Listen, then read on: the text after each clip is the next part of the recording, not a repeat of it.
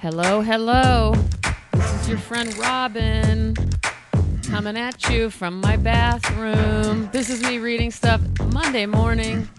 I've missed you guys. It feels like 2 weeks have gone by since I've talked to you, but it hasn't been that long. See? I'm needy. I'm attached. I had a lot going on this weekend, more than I've probably had in the last 2 years, all smushed in one weekend. And, you know, I don't handle that well, but I did this weekend. So maybe I'm getting to be a better adjusted person. Let's hope. Yesterday, I got to do something very exciting for me.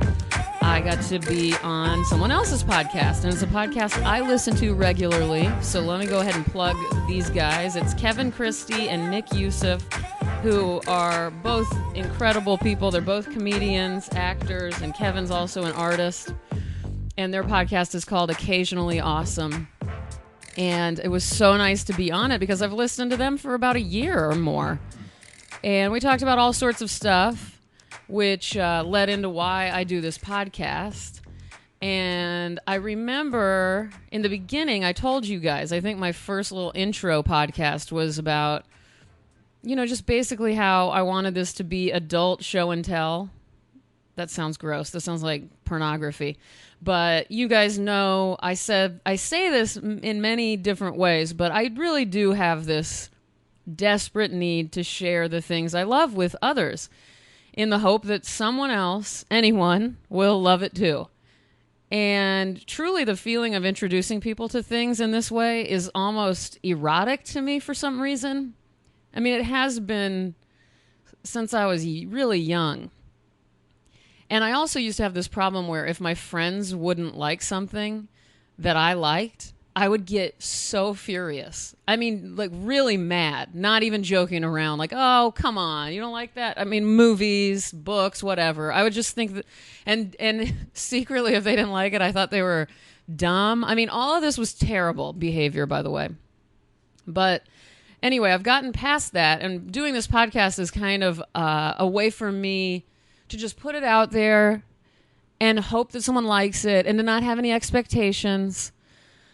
Because as I've learned, expectations are premeditated resentments. That is very true. And I used to have a lot of them. And now I really don't. And I really don't think anyone is dumb if they don't like what I like, by the way. That sounded terrible.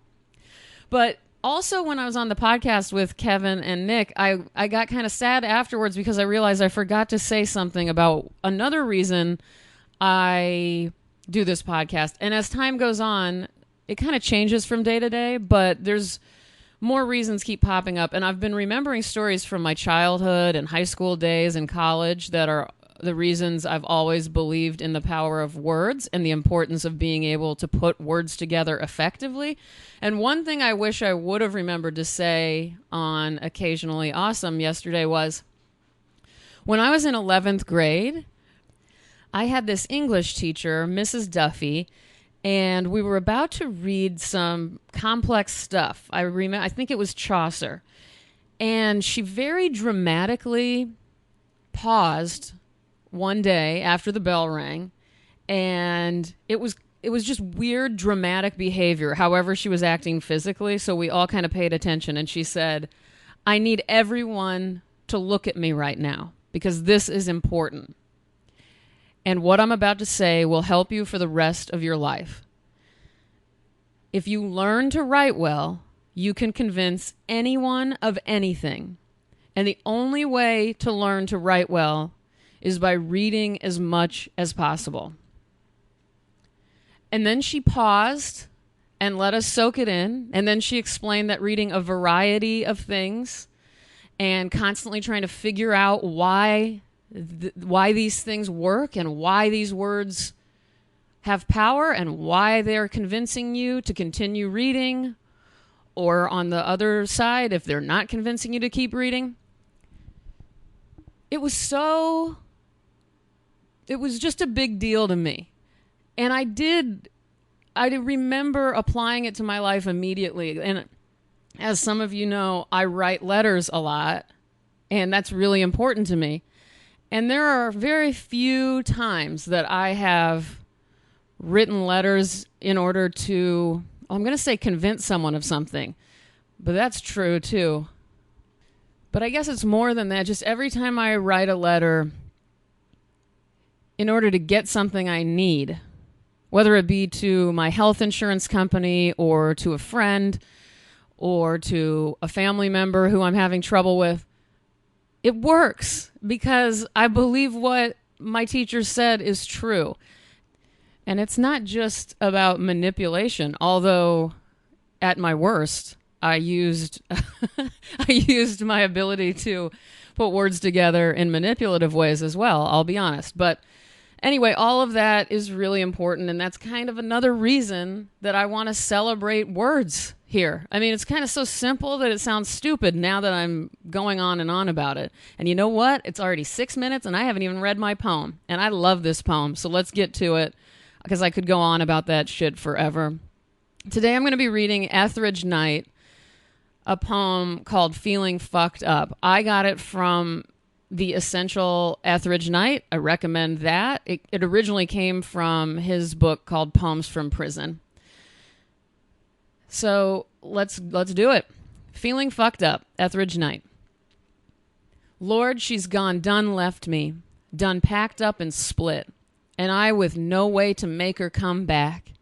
And everywhere the world is bare, bright bone, white crystal, sand glistens, dope, death, dead, dying, and jiving drove her away.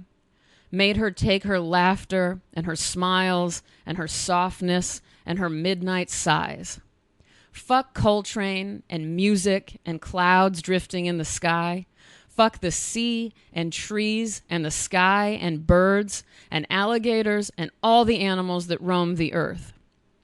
Fuck Marx and Mao. Fuck Fidel and Nkrumah and democracy and communism. Fuck smack and pot and red ripe tomatoes.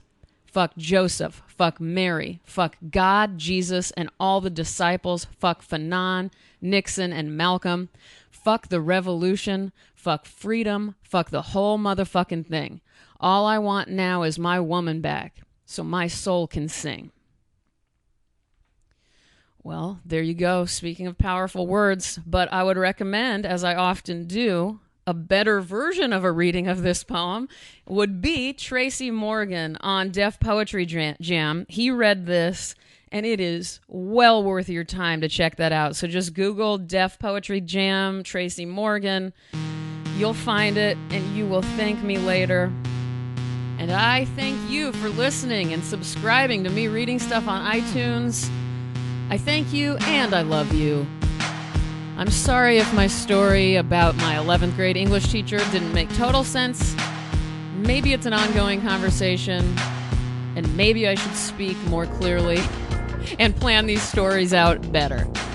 You guys, as always, come fuck with me over on Twitter and Instagram. My handle is ROBYN_ONEIL. I'll miss you while I don't talk to you, but I'll love talking to you again on Thursday. Have a great week.